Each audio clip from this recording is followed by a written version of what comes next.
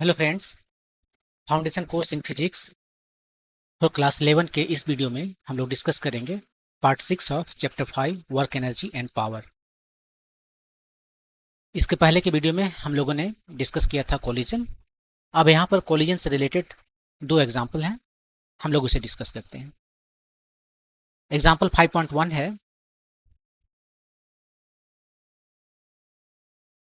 Slowing down of neutrons. आपको पता है कि जो न्यूक्लियर रिएक्टर्स होते हैं जहाँ पर फिशन रिएक्शन होता है, जैसे कि यूरेनियम 235 है, ये यूरेनियम जो है 235, ये जो है सो एक न्यूट्रॉन जो है न्यूट्रॉन से रिएक्शन करने के बाद में ये इसका फिशन रिएक्शन होता है, ये क्रिप्टॉन और बेरियम में टूट जाते हैं।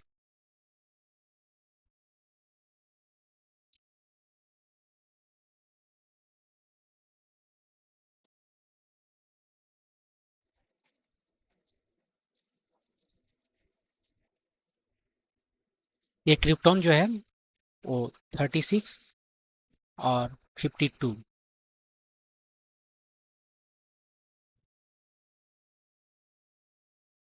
92, 141, ये 56 है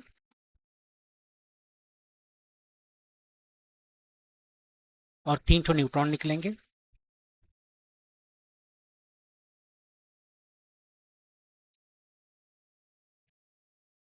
यहाँ उल्टा लिख दिए,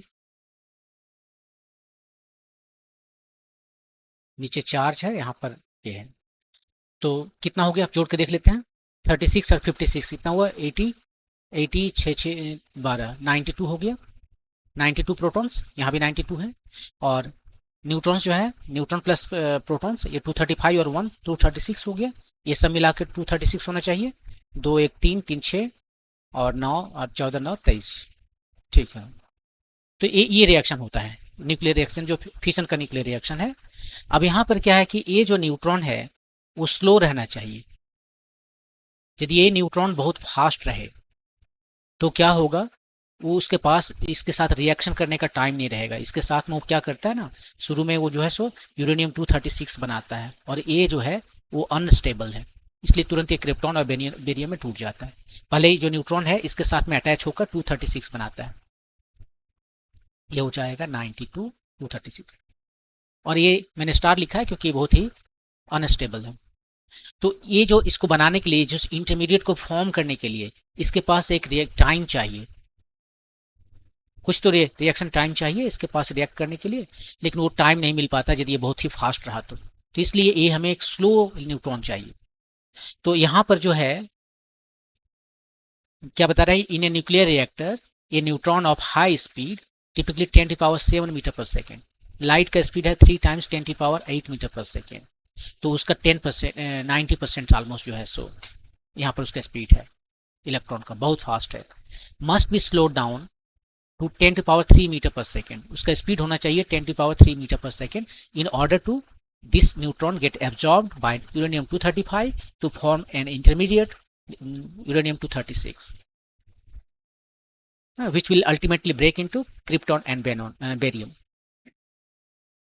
so that it can have a high probability of interacting with isotope uranium 235 and causing it to fission. Fission बनेगा यहाँ से, so that a neutron can lose most of its kinetic energy in an elastic collision with a light nuclei like deuterium and carbon. अब इस neutron को slow करने के लिए क्या किया जाता है, उसमें जो है सो ड्यूटेरियम, जैसे बोलते हैं ना हैवी वाटर जिसको बोलते हैं, ये ड्यूटेरियम जो है वो हैवी वाटर के नाम से भी जाना जाता है, D2। तो ड्यूटेरियम जो है D2O जो हैवी वाटर कहते हैं, वहां से लिया जाता है, D2O से लिया जाता है। तो ये ड्यूटेरियम लेते हैं, और नहीं तो फिर हम क्या लेते हैं, हम लेते हैं ग्रेफाइट। बहुत सिंपल है, जिससे बैटरी बना हुआ है वो graphite.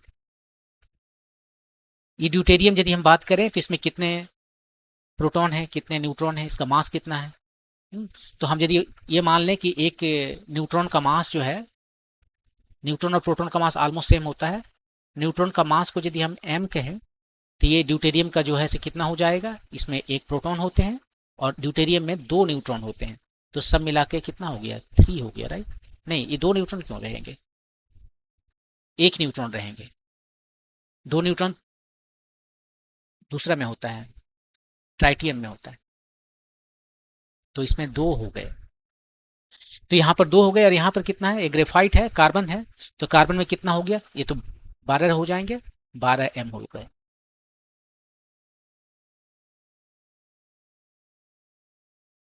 Which has a mass of only a few times the neutron mass, just 2 times.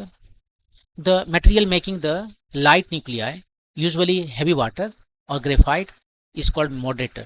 इसको moderator के नाम से जानते हैं ना, क्योंकि ये मॉडरेट करता है, इसके स्पीड को मॉडरेट करता है। बहुत फास्ट मूविंग जो न्यूट्रॉन है उसको मॉडरेट करता है, उसको स्लो कर देता है। और स्लो इसलिए करता है कि स्लो करने के बाद में ही ये रिएक्शन हो कर पाएगा यूरेनियम 235 के साथ। तो यहाँ पर हमें क्या दिखाना है, हमें ये दिखाना है कि इसके साथ में हेड ऑन कोलिजन होता है। ये मान लीजिए आपका है, ये ड्यूटेरियम है और ये जो है सो आपका न्यूट्रॉन है। इधर ये मूव कर रहा है किसी स्पीड से, और वो स्पीड हमने ले लिया है, कितना स्पीड ले लिया, कुछ भी स्पीड है होगा इसका, मान लेते हैं u स्पीड है, और ये रुका हुआ है, ये जो है रुका हुआ है। यहाँ पर जो है सो कोलिजन हुआ है इसके साथ में, और कोलिजन होने के बाद में ये दोनों मूव करने लगेगा। ये मूव करने लगा V1 से और ये मूव करने लगा V2 से। ये ड्यूटेरियम है, ये न्यूट्रॉन। आपको ये दिखाना है कि कोलिजन के बाद में, और यहाँ पर हम एक कंसीडर करते हैं कि इलास्टिक कोलिजन है, एनर्जी कंजर्व्ड है। उसके बाद में ये जो V1 है बहुत कम हो जाता है, 90% उसका एनर्जी लॉस हो जाता है, केवल 10% ही बचता है। देखिए यहाँ पर जो है सो 10⁻7 से 10⁻3 आ गया, इसका 90% काइनेटिक एनर्जी कम होकर यहाँ पर आ जाता है 10% के करीबन। वही आपको प्रूव करना है। तो इसमें क्या करना है मुझे, अब यहाँ पर कोलिजन का बात हो रहा है, तो कोलिजन के बाद में हम अब यहाँ आप या तो ये कर सकते हो कि कंजर्वेशन लॉ ऑफ मोमेंटम लगाइए, और इसका जो है सो मास, इसका मास m है, इसका मास कितना है 2m, इसका मास m हुआ, इसका स्पीड u है शुरू में, इधर जो है सो मोमेंटम बाद में कितना है कोलिजन के बाद में, इसका मास है mv1, तो मोमेंटम mv1 हुआ, इसका मास है 2m और वेलोसिटी v2। ये एक इक्वेशन आया। और दूसरा इक्वेशन है conservation law of energy, kinetic energy conserved है इस केस में, तो हाफ mu², ये है काइनेटिक एनर्जी सिस्टम का पहले, कोलिजन के पहले, और कोलिजन के बाद में है काइनेटिक एनर्जी, ये हो गया इक्वेशन नंबर 2। ये काइनेटिक एनर्जी न्यूट्रॉन का, और ये है काइनेटिक एनर्जी ड्यूटेरियम का। तो ये दोनों को सॉल्व करके आपको फिर निकालना पड़ेगा, लेकिन इतना नहीं करना है आपको। क्या सीधे फार्मूला याद रखना है कि जो कोलिजन होता है, तो कोलिजन के बाद में जो वेलोसिटी होता है v1, वो कितना आता है, वो मैंने आपको बताया था फार्मूला, पूरा जनरल फार्मूला बताया है आपको, including e, coefficient of restitution, v1 is equal to m1 minus em2 whole divided by m1 plus m2 times u1 plus 1 plus e m2 u2 by m1 plus m2। ये है v1, और v2 कितना है, v2 यहाँ वाला ये आ जाएगा 1 plus e m1 u1 bye m1 plus m2, और ये वाला यहाँ आ जाएगा, लेकिन ये रिवर्स हो जाएगा, m2 minus e m1 u2 by m1 plus m2। ये फार्मूला आपको याद रखना है, ये हमेशा काम देगा। ये इलास्टिक कोलिजन है तो E का वैल्यू 1 है, और यहाँ पर ये एक तो रुका हुआ है, ये u1 इक्वल टू u है और u2 इक्वल टू 0 है। तो ये टर्म हमारा क्या हो गया, u2 वाला टर्म खत्म हो गया, और हमें यही निकालना है, इसको निकालने की जरूरत नहीं है। तो हमारे पास क्या बचा है, केवल बच गया हमारे पास v1 is equal to m1 m है, माइनस ई का वैल्यू 1 लिए, और m2 का वैल्यू कितना है m2, ये दूसरा वाला है m2, ये हमारा m1 है, ये हमारा m2 है, m2 का वैल्यू 2m है, बाय m1 का वैल्यू m, m2 का वैल्यू 2m, और ये u1 का वैल्यू u है, और ये तो 0 है। तो ये कितना आ गया, ये आ गया -m डिवाइडेड बाय 3m, तो -1u/3 इतना आया। तो काइनेटिक एनर्जी शुरू में कितना था और अब काइनेटिक एनर्जी कितना है? शुरू में काइनेटिक एनर्जी था हाफ मास u², बाद में काइनेटिक एनर्जी कितना है? हाफ टाइम्स मास v1², और v1 का वैल्यू अभी हम u1 के टर्म में पता है। v1 जी देखिए यहाँ पर -u/3, माइनस से क्या हो जाएगा, काइनेटिक एनर्जी निकाल रहे हैं तो माइनस का कोई मतलब नहीं है, तो ये हो गया ½ m u² डिवाइडेड बाय 9। तो अब फाइनल काइनेटिक एनर्जी जो है सो इनिशियल काइनेटिक एनर्जी का कितना टाइम्स कम हो गया, वो देख लीजिए यहाँ पर। इसको लिखिए यहाँ पर ½ mu²/9 बाय ½ mu², ये खत्म, आ गया 1/9।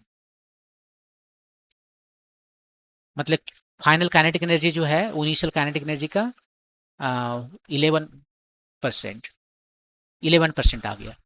काइनेटिक एनर्जी जो है इनिशियल काइनेटिक एनर्जी का अब 11% है, ये 11% आ गया। सो 89% लॉस हो गया, 80% लॉस्ट।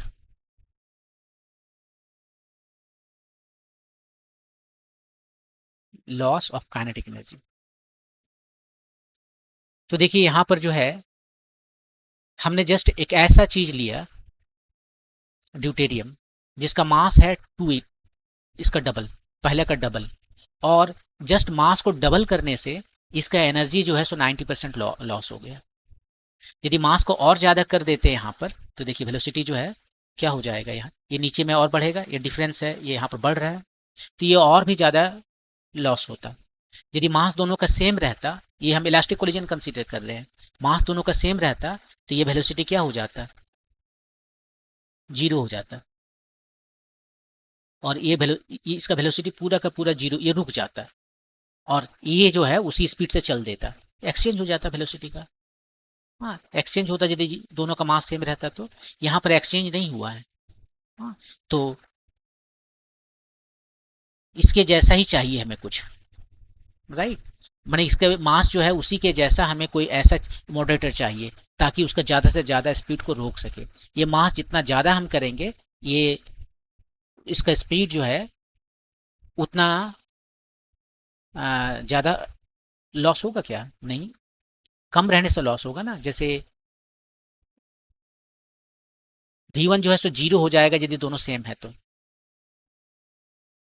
और ऐसे ही ये कम रहने से ही ये ज़्यादा लॉस होता है।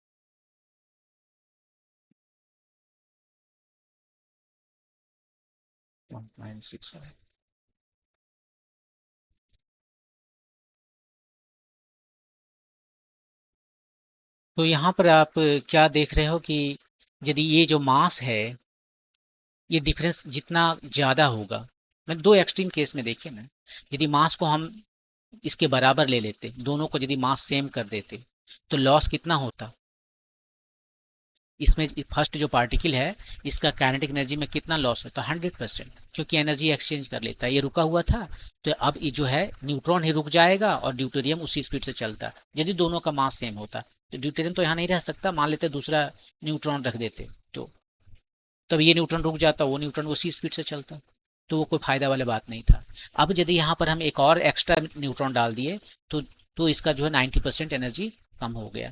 एक्सट्रीम केस क्या है, एक तो यहाँ पर एक्सट्रीम केस ये था कि दोनों को सेम मास का ले लिए, और दूसरा एक्सट्रीम केस ये है कि अब जो M2 है उसको आप इन्फिनिटी ले लीजिए, मान लीजिए बहुत भारी ले लिए, बहुत भारी ले लीजिए। हाँ, तो क्या होगा, उससे जब टकराएगा, हाँ, तो ये इलेक्ट्रॉन जो है, ये न्यूट्रॉन जो है ये वापस आ जाएगा ना, ये बड़ा रहेगा m²/∞, तो ये छोटा है, हाथी है, ये चींटी जो है, चींटी जो गया टकराया और जिस स्पीड से गया था उसी स्पीड से वापस आ गया।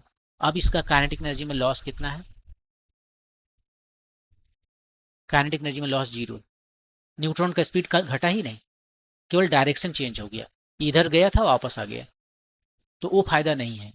तो इसका एनर्जी कब कम हो रहा है, इसका एनर्जी तब कम हो रहा है जब यहाँ पर हम जो मास रख रहे हैं, जो ऑब्जेक्ट रख रहे हैं, उसका मास इसी के करीब करीब हो। यदि सेम हो गया तब तो पूरा का पूरा ही इसका लॉस हो जाता है काइनेटिक एनर्जी, लेकिन हमें पूरा लॉस नहीं करना है, 10% रखना है। तो इसके लिए एक हम केवल इसमें एक्स्ट्रा न्यूट्रॉन डाल दिए हैं, जो कि न्यूट्रॉन है, ड्यूटेरियम है। तो उस केस में आप देख सकते हो कि इसका जो एनर्जी लॉस हुआ है वो कितना हुआ। अब इसके पास केवल 11% बचा है, फाइनल जो है 11% बचा है, 89% जो है सो लॉस हो गया। यदि इसमें आप एक और इलेक्ट्रॉन डालोगे, न्यूट्रॉन डालोगे, मान लीजिए यहाँ पर जैसे कि ग्रेफाइट की बात कर रहा था, ग्रेफाइट में 12-13 है, तो उसमें अच्छा खासा स्पीड इसका रह जाएगा।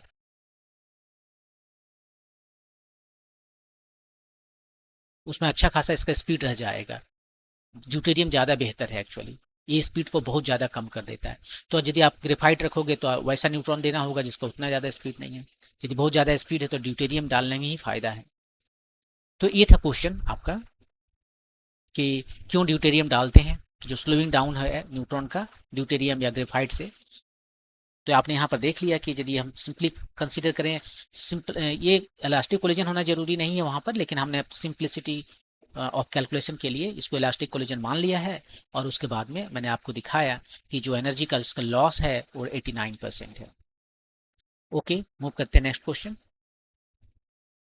नेक्स्ट क्वेश्चन है कि consider the collision depicted in figure 5.10, यही फिगर है, to be between two billiard balls with equal masses m1 and m2। Okay, दोनों का मास सेम है, कहीं लिख लेते हैं इधर। The first ball is called the Q while the second ball is called the target। okay, ये target है, इसको हिट करेगा। the billiard wants player wants to sink the target ball in the corner in a corner pocket। ये जो target है इसको corner में यहाँ पर जाके कहीं पर सिंक करना चाहता है। ये कैरम बोर्ड खेल रहा है ना,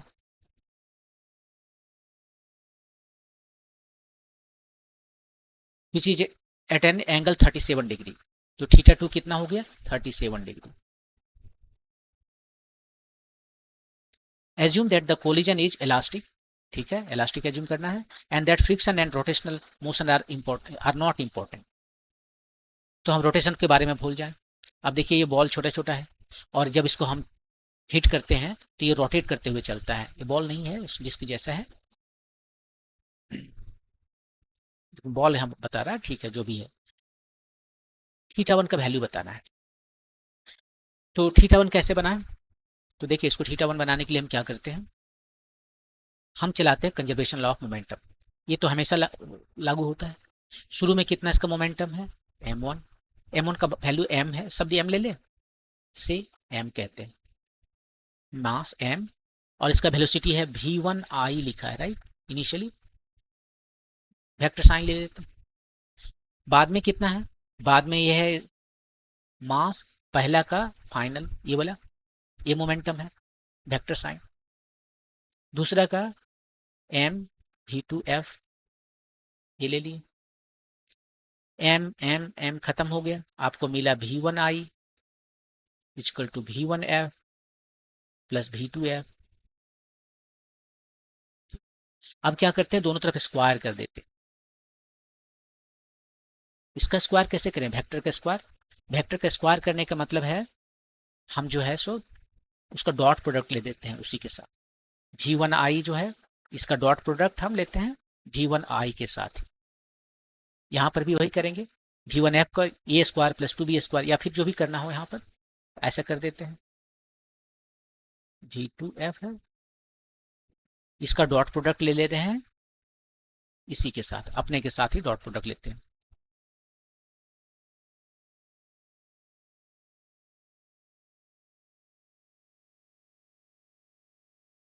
इसका जो डॉट प्रोडक्ट लेंगे अपने के साथ में, कोई वेक्टर ए है उसको अपने ही के साथ डॉट प्रोडक्ट लेते हैं तो क्या हो जाता है, उसका मैग्नीट्यूड का स्क्वायर। तो यहाँ पर वो v1i मैग्नीट्यूड है, उसका स्क्वायर हो गया। अब v1f का जो है सो v1f के साथ में डॉट प्रोडक्ट लेंगे तो उसका स्क्वायर हो गया। ये v1f का जो है इसके साथ में अब लेते हैं डॉट प्रोडक्ट, तो क्या हो गया v1f, ये दोनों अलग अलग वेक्टर है तो डॉट प्रोडक्ट रख दिए, इसका इसके साथ में कर रहे हैं तो क्रॉस है अगेन, v1 और v2 है तो v2f डॉट v1f हो गया। और लास्ट वाला v2f को v2f के साथ में ले रहे हैं, सेम वेक्टर है उसका डॉट प्रोडक्ट लिए, उसका मैग्नीट्यूड स्क्वायर हो गया। अब यहाँ पर देखिए a डॉट बी है और b डॉट ए है, इसको a और इसको b कहे तो a डॉट बी और b डॉट ए। और आपको पता है कि ये जो कम्यूट करता है a डॉट बी जो b डॉट ए के बराबर होता है, ये प्रॉपर्टी शो करता है वेक्टर, तो इसलिए यहाँ पर हम ये दोनों का सेम हो गया तो ऐड कर देंगे, 2 आ जाएगा, v1i square v1f square plus 2 v1f dot v2f, और ये आ गया आपका v2f स्क्वायर, इसको इक्वेशन 1 कहते हैं। अब चलते हैं कि दूसरा कंडीशन यहाँ पर दिया हुआ था कि एक इलास्टिक कोलिजन है ना, इलास्टिक कोलिजन में काइनेटिक एनर्जी कंजर्व रहता है, तो काइनेटिक एनर्जी कंजर्व है तो कंजर्वेशन लॉ ऑफ एनर्जी लगाते हैं। शुरू में कितना एनर्जी था, हाफ, मास तो सबका सेम है, उसका स्पीड कितना था v1i, ये हो गया। बाद में पहला बॉल जो है उसका स्पीड कितना है v1f, और मास से मल्टीप्लाई किए, हाफ से मल्टीप्लाई किए। काइनेटिक एनर्जी दूसरा बॉल का v2f स्क्वायर, हाफ यहाँ से हटा दिए तो हमें मिल गया, हाफ एम हट गया, v1i square equal to v1f square plus v2f square, ये क्वेश्चन 2 हो गया। 1 और 2 से देखिए, ये v1f square plus v2f square जो है ये वाला जो दिख रहा है, ये वाला दोनों का सम जो है सो v1 स्क्वायर है, इसके जगह पर वही लिखेंगे, 1 और 2 से चले, और नहीं तो क्लियर करने के लिए इसके जगह पर ये लिख देते, देखिए लेफ्ट में दोनों सेम है तो राइट में भी सेम हो जाएगा, v1f square v2f square equal to, ये पूरा का पूरा लिखते हैं,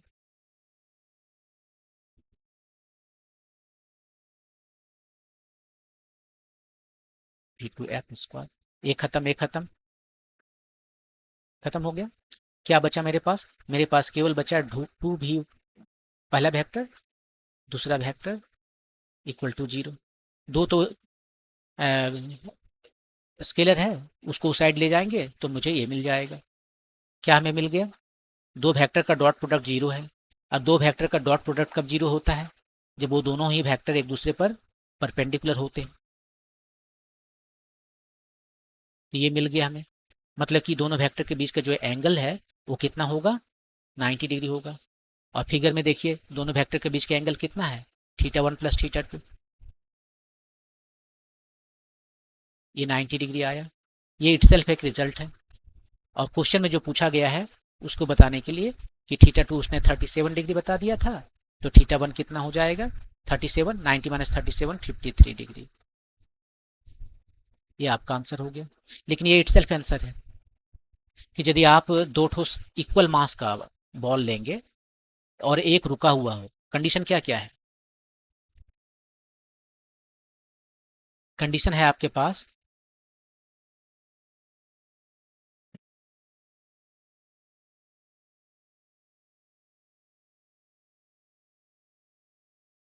पहला कंडीशन है दोनों का मास सेम होना चाहिए, दूसरा मास कंडीशन ये है कि दूसरा जो है वो रुका हुआ रहना चाहिए, और तीसरा कंडीशन ये है कि ये कोलिजन इलास्टिक होना चाहिए। ये 3 चीजें यदि हो रही है, दोनों का मास सेम है, एक रुका हुआ है और कोलिजन इलास्टिक है, तो ये आपको क्या देगा, ये आपको देगा कि एंगल जो दोनों के बीच का होगा θ1 प्लस θ2 वो 90 डिग्री होगा।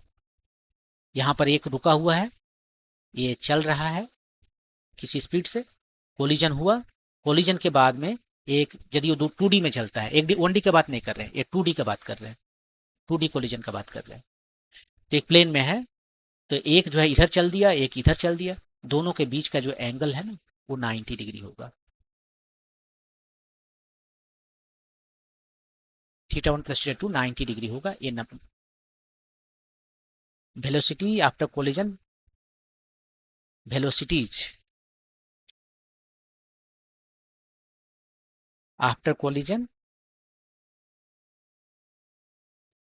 are perpendicular to each other.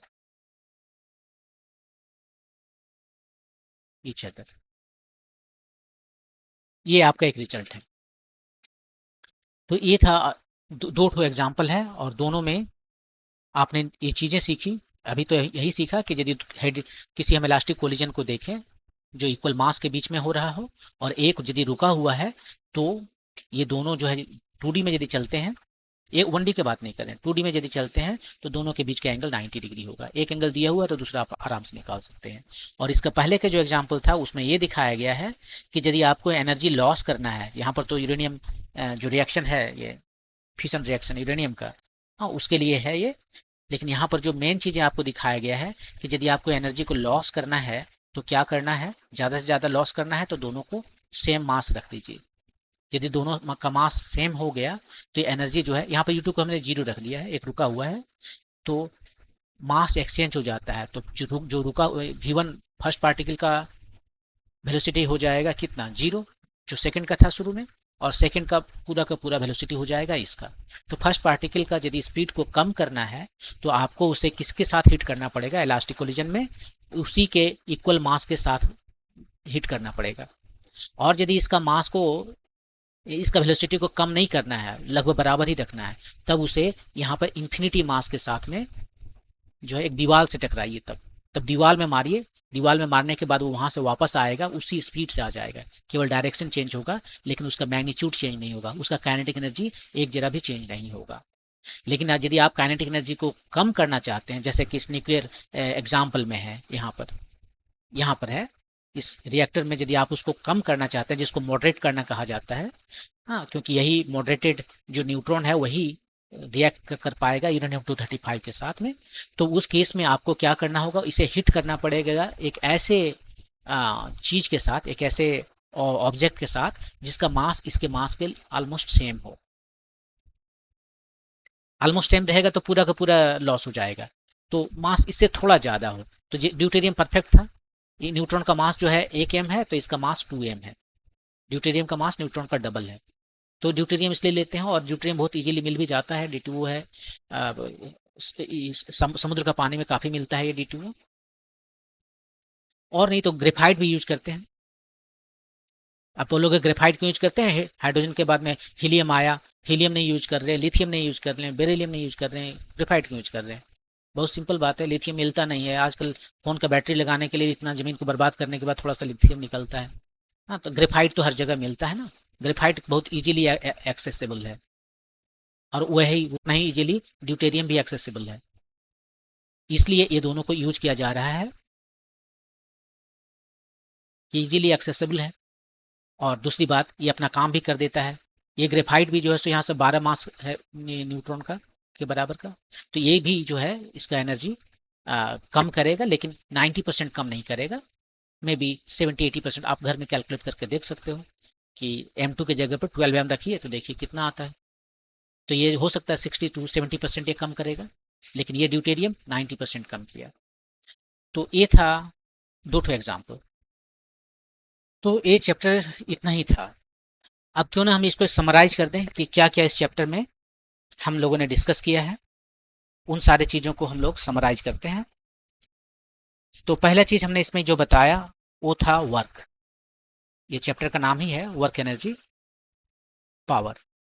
तो पहला चीज़ जो हमने बताया वो था वर्क। ये वर्क क्या है, वर्क एक स्केलर क्वांटिटी है और ये डिपेंड करता है दो वेक्टर क्वांटिटी पर, एक फोर्स है और एक डिस्प्लेसमेंट है, ये दोनों पर डिपेंड करता है।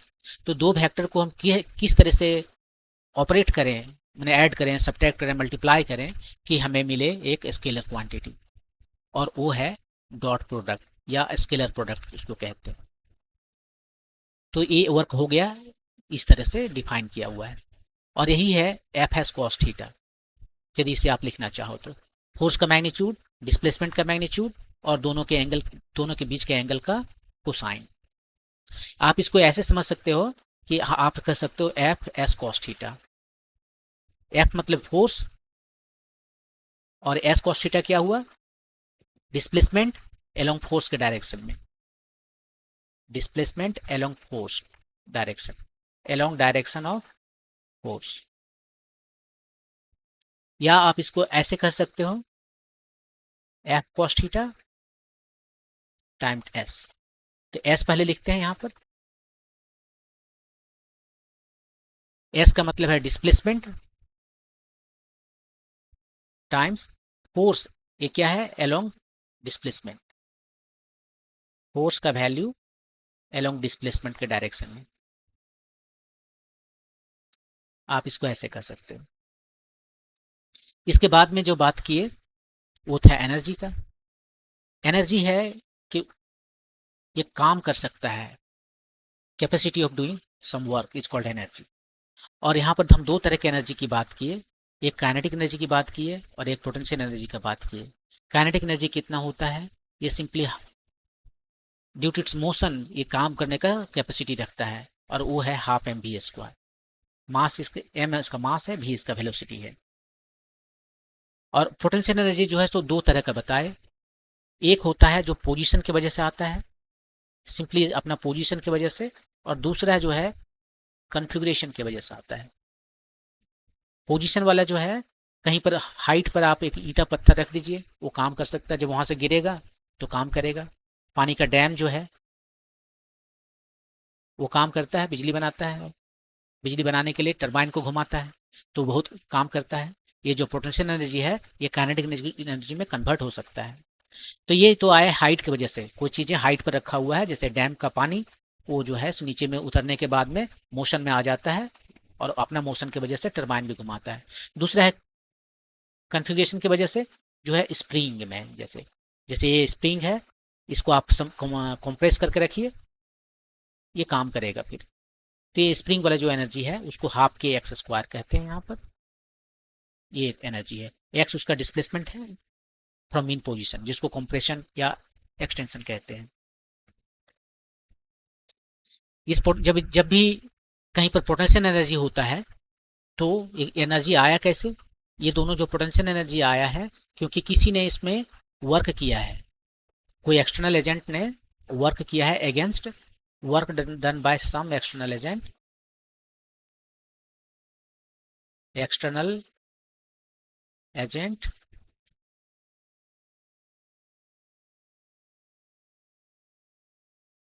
अगेंस्ट सम कंजर्वेटिव फोर्स, कोई कंजर्वेटिव फोर्स के अगेंस्ट काम किया है और वही उसमें स्टोर हो गया, ये इंपॉर्टेंट है।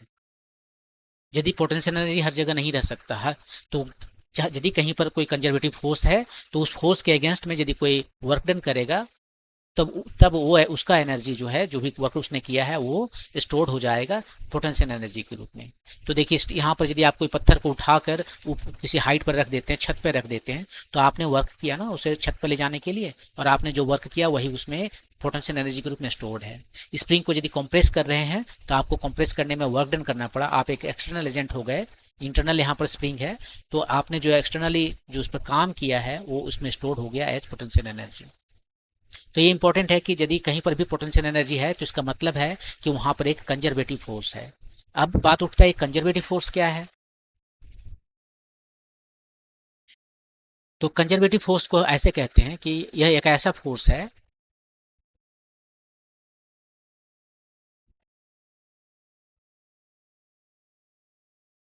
जो तीन चीजें आपको नजर आएंगे। पहली बात यह है कि यह फोर्स जो है जब काम करता है, work done by conservative force होता है, वो पाथ इंडिपेंडेंट होता है, वो पाथ पर डिपेंड नहीं करता है। किस रास्ते से आप एक जगह से दूसरे जगह तक गए वो डिपेंड नहीं करता, वो केवल इनिशियल और फाइनल पोजीशन पर डिपेंड करता है।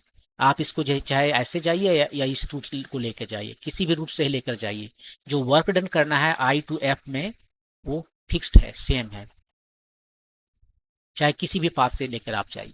तो ये इसका पहला कैरेक्टरिस्टिक्स है कंजर्वेटिव फोर्स का। दूसरा कैरेक्टरिस्टिक इसी से रिलेटेड है कि यदि उसका पाथ पर डिपेंड नहीं करता है तो जो वर्क डन है, मैंने जो फोर्स लग रहा है यहाँ पर conservative force, work done by conservative force है, तो ये कंजर्वेटिव फोर्स जो है सी लिख देते हैं कंजर्वेटिव के लिए। ये जो वर्क डन कर रहा है पूरा साइकिल में, एक साइकिल में, मैंने एक राउंड लगा लिया है, यहाँ से गया, यहाँ से आके फिर वहीं पर आ गया, इसका इनिशियल और फाइनल सेम पॉइंट हो गया, तो वो 0 होता है। तो जो ये कहीं पर इसने पॉजिटिव वर्क डन किया, कहीं पर नेगेटिव वर्क डन किया, और सब मिला के 0 हो गया। ये इसका एक कैरेक्टरिस्टिक्स है। तीसरा कैरेक्टरिस्टिक्स इसका ये है कि यदि कोई कंजर्वेटिव फोर्स है तो आप उसे लिख सकते हो पोटेंशियल एनर्जी। आपको बताए थे कि ये जो पोटेंशियल एनर्जी है वो तो वहीं पर रहता है जहां पर कंजर्वेटिव फोर्स है। जो कंजर्वेटिव फोर्स है उसके अगेंस्ट जो आप काम करते हो वही उसमें स्टोर होता है एज पोटेंशियल एनर्जी। तो यहाँ पर यदि वो कंजर्वेटिव फोर्स है तो उसका जो पोटेंशियल एनर्जी है उससे आप यदि डिफ्रेंशिएट करो तो आपको फोर्स मिल जाएगा।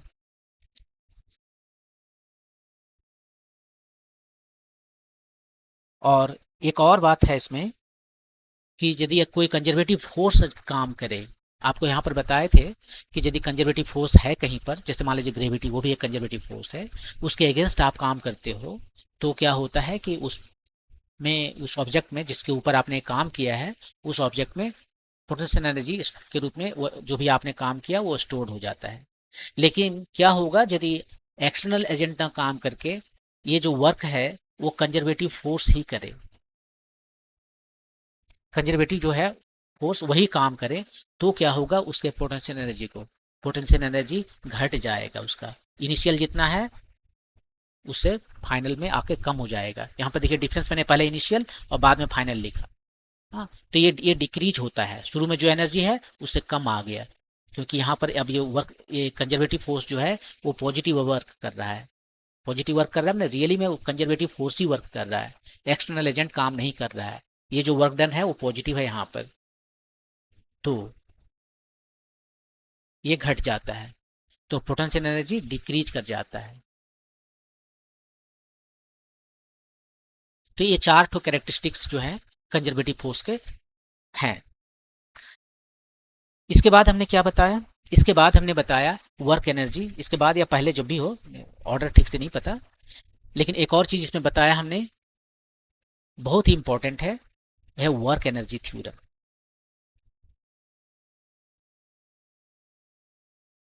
ये वर्क एनर्जी थ्योरम में ये बताया गया कि चाहे फोर्स वेरिएबल हो या कांस्टेंट हो, ये जो वर्क डन होता है बाय ऑल फोर्सेस वो कितना होता है, वो होता है काइनेटिक एनर्जी का difference, final kinetic energy minus initial kinetic energy.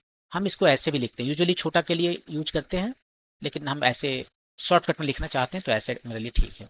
अब ये फोर्सेस सभी तरह के फोर्सेस हो सकते हैं, कंजर्वेटिव हो सकते हैं, नॉन कंजर्वेटिव हो सकते हैं, कोई फर्क नहीं पड़ता। तो ये काफी वर्सटाइल है क्योंकि ये काम करता है सब तरह के फोर्सेस के लिए,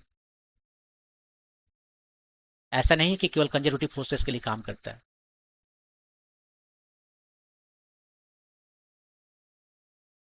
as it works for all kind of forces, conservative और नॉन कंजर्वेटिव दोनों के लिए काम करता है। तो यह एक बात है। इसमें एक और इम्पोर्टेंट बात यह है कि यहाँ पर जो है ये वर्क एनर्जी थ्योरम जो है ये टाइम स्टेट पर डिपेंड नहीं करता है, टाइम इसमें यहाँ पर इंटीग्रेट कर दिया गया है, टाइम का इफेक्ट हटा दिया गया है, इंडिपेंडेंट ऑफ टाइम है। तो किस तरह से मोशन हो रहा है वो उस पर नहीं देखता, ये क्या देखता है, केवल इनिशियल और फाइनल जो है सो स्टेट देखता है, इनिशियली कितना उसका काइनेटिक एनर्जी है, फाइनल उसका कितना काइनेटिक एनर्जी है, ये वो देखता है।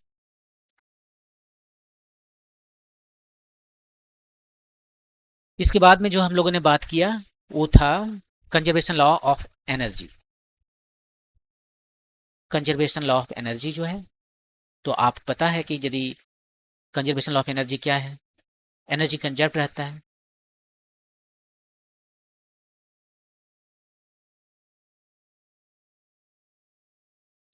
एनर्जी कंजर्व कब रहता है, यदि कंजर्वेटिव फोर्स केवल एक्शन में है, यदि फोर्स केवल कंजर्वेटिव है तो मैकेनिकल एनर्जी कंजर्व रहता है।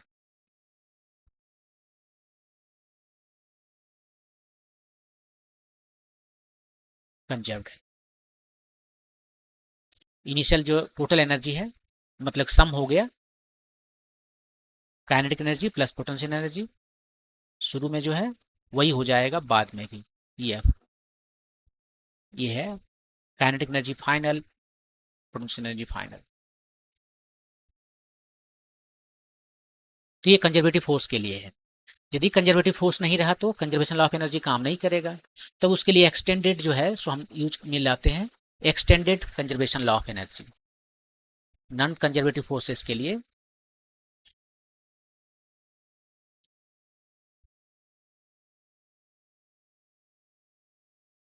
तब हम कहते हैं extended conservation law of energy. और वो क्या है? वो ये है कि जो नॉन कंजर्वेटिव फोर्स है वो जितना काम किया वो है इसका एनर्जी का difference, energy final minus energy initial. First case में ये क्या था? जीरो। यहाँ पर ये दोनों सेम है ना, एनर्जी फाइनल और एनर्जी एनर्जी इक्वल सेम है, क्योंकि वहां पर कंजर्वेटिव फोर्स नहीं था। कंजर्वेटिव फोर्स ने जो भी काम किया वो इसमें आ गया है सब कुछ पोटेंशियल एनर्जी में। लेकिन यहाँ पर जो नॉन कंजर्वेटिव फोर्स काम करता है वो पोटेंशियल एनर्जी में नहीं जाता है, उसको कम नहीं करता, पोटेंशियल एनर्जी को कम नहीं करता, ये टोटल एनर्जी को ही कम कर देता है। इसके बाद में हम लोग बात किए थे स्प्रिंग के बारे में। तो स्प्रिंग में जो है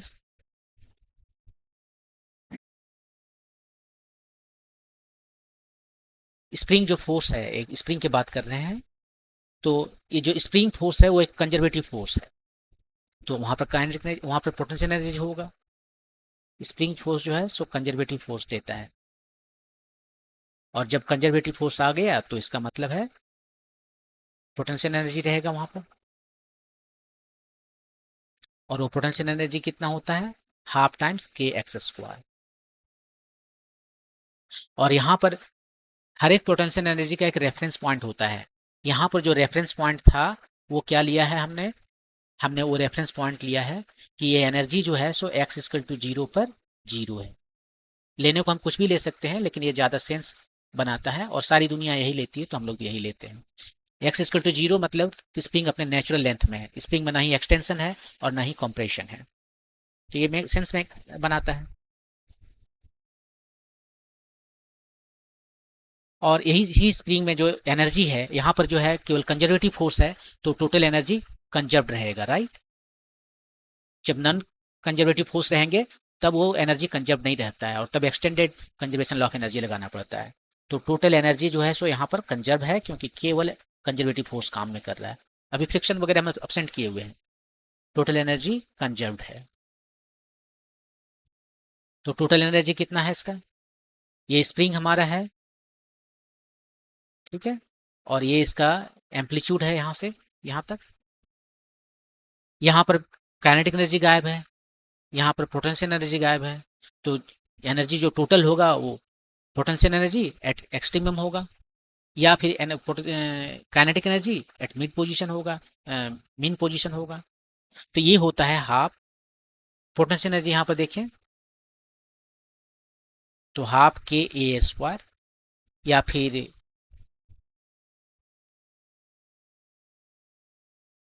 half m v naught square, यहाँ पर जो उसका वेलोसिटी है उसका स्क्वायर। आप इसका प्लॉट देख लीजिए कैसे दिखता है। इसका प्लॉट जो है सो ये काइनेटिक एनर्जी पोटेंशियल एनर्जी है, और इसका जस्ट उल्टा जो है, ये जो जस्ट उल्टा है ये वाला वो हो गया काइनेटिक एनर्जी। यहाँ पर लिख देते हैं ऊपर जो जा रहा है पोटेंशियल एनर्जी, नीचे जो उतर रहा है काइनेटिक एनर्जी, और ये जो है टोटल एनर्जी। इधर नहीं होता है, ऐसा नहीं सोचिए कि इधर अपने आप से आ गया। ये जहाँ तक है बस वहीं तक, ये एक्सिस तो रह सकता है लेकिन ये वाला नहीं है, बस यहीं तक।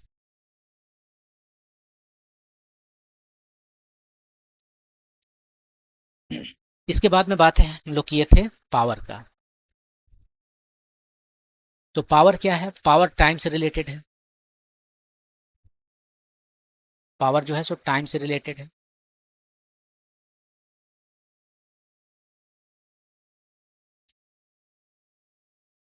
मैंने कोई कितना जल्दी काम कर पा रहा है वही पावर है। तो the rate of doing work is power. Power एक स्केलर क्वांटिटी है, और जैसे कि ये W जो है वर्क भी स्केलर क्वांटिटी था, तो हमने उसे dot product of two vector दिखाया था। यहाँ पर भी इसको dot product of two vector दिखाएंगे, एक है फोर्स और एक है वेलोसिटी। यहाँ पर था फोर्स और डिस्प्लेसमेंट, यहाँ पर है फोर्स और वेलोसिटी, इसका स्केलर प्रोडक्ट है, इसी को डॉट प्रोडक्ट भी कहते हैं। और इसके बाद में लास्ट में हम लोगों ने डिस्कस किया कोलिजन। अब कोलिजन जो है सो तीन तरह के हम कहेंगे। एक कोलिजन जो है इलास्टिक, और यहां पर हमने डिफाइन किया था coefficient of restitution. Coefficient of restitution, coefficient of restitution कैसे डिफाइन किया था? ये डिफाइन किया था velocity of separation divided by velocity of approach.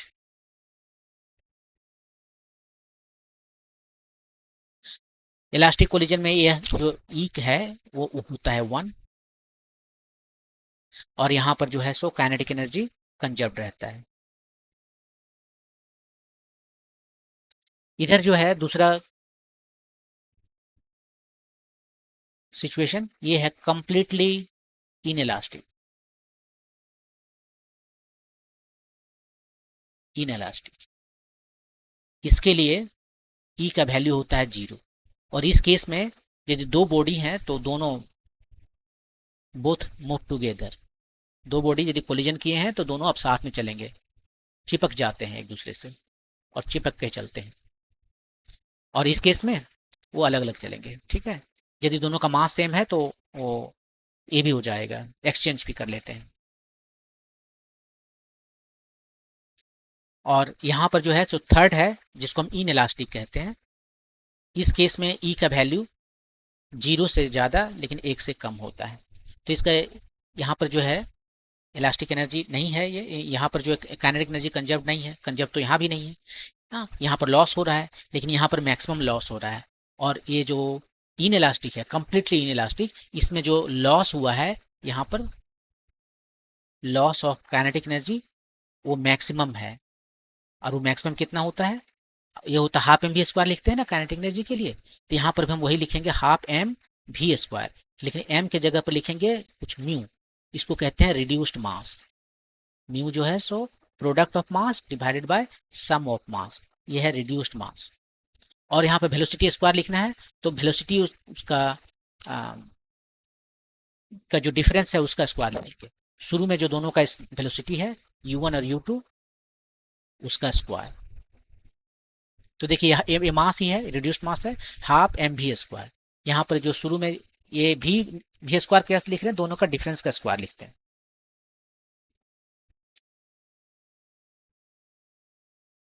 और इसके बाद में जो है सो कोलिजन का फार्मूला देख लीजिए।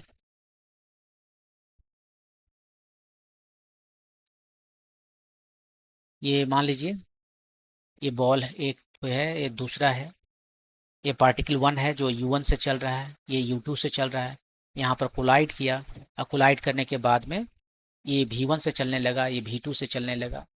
सबको मान लेते हैं अभी कि एक ही डायरेक्शन में चल रहा है। ये 1 2 है, इसका मास m1, इसका मास m2 है। तो देखिए यहाँ पर जो वेलोसिटी आएगा कोलिजन के बाद में, पूरा जनरल केस के लिए लिख रहे हैं, क्या लिखेंगे? m1 minus m2 divided by m1 plus m2, यहाँ पर e लगा देंगे, प्लस यहाँ पर 2 रहता था तो 2 की जगह पर 1 प्लस e लिखेंगे, और m2 u2 divide by same m1 plus m2। और v2 क्या हो जाएगा, उसको यहाँ पर ले आएंगे 1 प्लस e, लेकिन m2 नहीं लिखेंगे। पहला वाला जो कॉलन है वो m1 और u1 के लिए है, यहाँ पर u1 लिखे ही नहीं, यहाँ पर u1 भी होगा ना, वरना ये डायमेंशनली इनकरेक्ट हो जाएगा। क्योंकि यहाँ पर वेलोसिटी है तो हर एक टर्म वेलोसिटी होना चाहिए। ये देखिए वेलोसिटी, ये वेलोसिटी। अब मास देखिए यहाँ से कट गया, ये मास मास मिलके मास ही तो है, डायमेंशन दोनों का ऐड करने पर मास ही है, ये मास के साथ खत्म हो गया।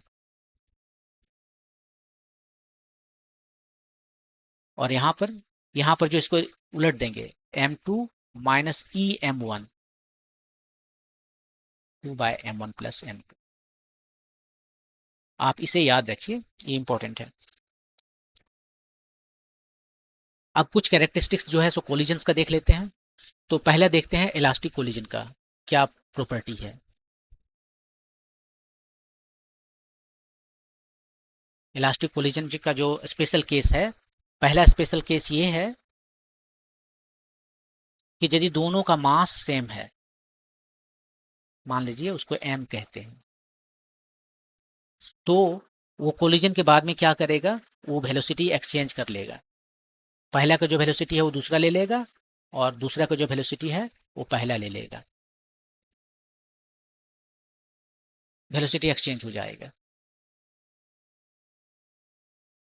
v1 जो है वो u v1 जो है u2 हो जाएगा, और v2 जो है वो पहला वाला का वेलोसिटी ले लेगा। ये। और दूसरा स्पेशल केस ये है कि मान लीजिए दूसरा पार्टिकल इसमें बहुत भारी है पहला से, मान लीजिए वाल है, वो रुका हुआ है, बहुत भारी है, तो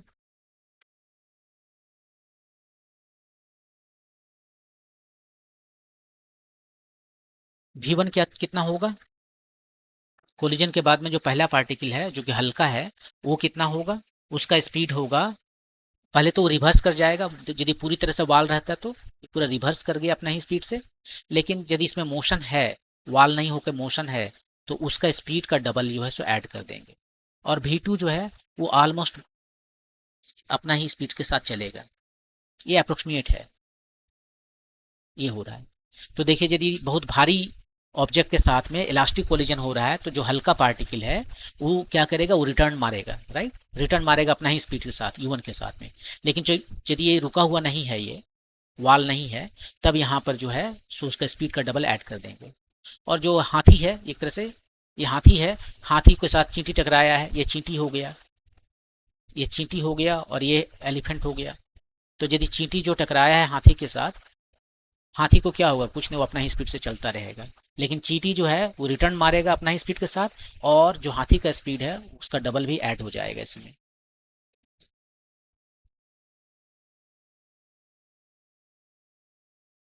इसके बाद में एक और चीज है यहाँ पर, ये दो ठो स्पेशल केस हो गया, तो तीसरा स्पेशल केस ये है कि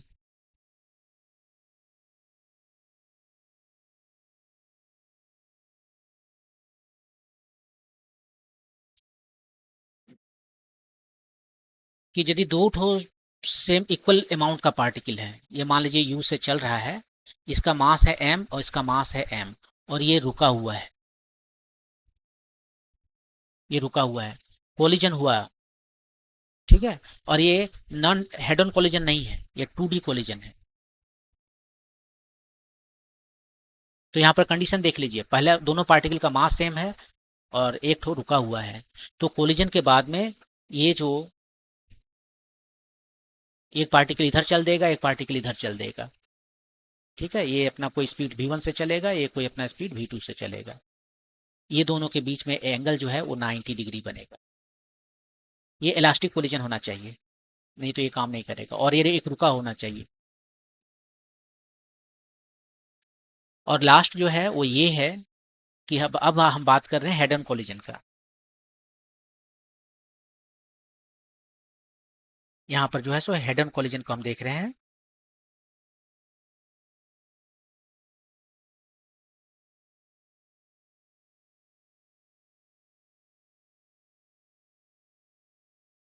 ये इसमें क्या होता है कि इलास्टिक कोलिजन देख रहे हैं, ये जो इसका स्पीड u1 है, इसका स्पीड u2 है, दोनों उधर चल रहा है, कोलिजन हो गया। कोलिजन के बाद में ये v1 v2 से चल रहा है, ठीक है। तो इसका जो काइनेटिक एनर्जी है, पहला पार्टिकल का जो काइनेटिक एनर्जी है वो है हाफ m v1 स्क्वायर। ये जो हाफ m v1 स्क्वायर है वो पहले से हमेशा कम रहेगा, ठीक है। ये जो है फाइनल पहले से हमेशा कम रहेगा इनिशियल से। Head on collision. ये इक्वलिटी का साइन तब आएगा यदि दोनों सेम रह जाए, दोनों का मास सेम हो जाए और इलास्टिक कोलिजन है ये, तो उस केस में क्या होगा, वो अपना रिटर्न ले लेगा, यू टर्न ले लेगा। इलास्टिक कोलिजन है, जिस स्पीड से गया उसी स्पीड से वापस आ जाएगा। नहीं, वापस कैसे आएगा, यहाँ पर तो वापस आने का नहीं है चांसेस का, वो रुक जाएगा, एक्सचेंज कर लेगा अपना वेलोसिटी।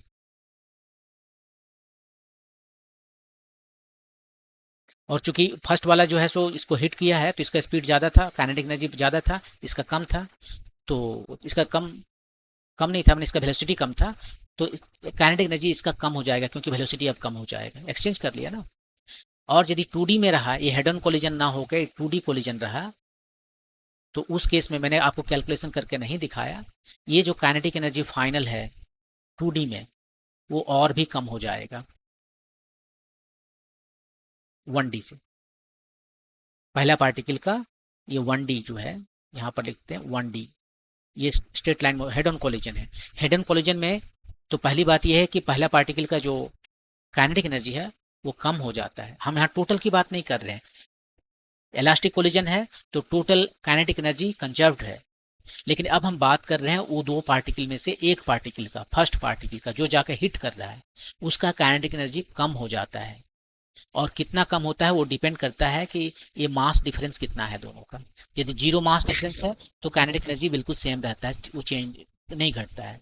मास यदि इन्फिनिटी हो गया, नहीं, यदि तो घटता है एक्चुअली, तब मैक्सिमम घटता है। दोनों का मास सेम हुआ तो घटता है, और यदि मास सेम नहीं है, यदि मान लीजिए इसका इन्फिनिटी मास है, तब ये नहीं घटता है। और यदि यही सेम चीजें हो रहा हो 2D में, तो पहला पार्टिकल का जो काइनेटिक एनर्जी है वो पहले हेड ऑन कोलिजन से भी कम हो जाता है। ये 2D कोलिजन है, इधर से गया, यहाँ पर कोलिजन हुआ, एक इधर चला आया, एक इधर चला आया, 2D कोलिजन है ये। तो इसमें इतना ही बस कुछ बताना था। तो ये था समरी, वो भी काफ़ी डिटेल से हो गया। अब नेक्स्ट वीडियो में क्या करेंगे, हम इसके एक्सरसाइज को सॉल्व करेंगे। आपको अपनी वीडियो कैसा लगा, यदि कोई क्लियरिफिकेशन चाहिए तो आप कमेंट में लिख सकते हैं, हम उसको क्लियर करने की कोशिश करेंगे। Thank you.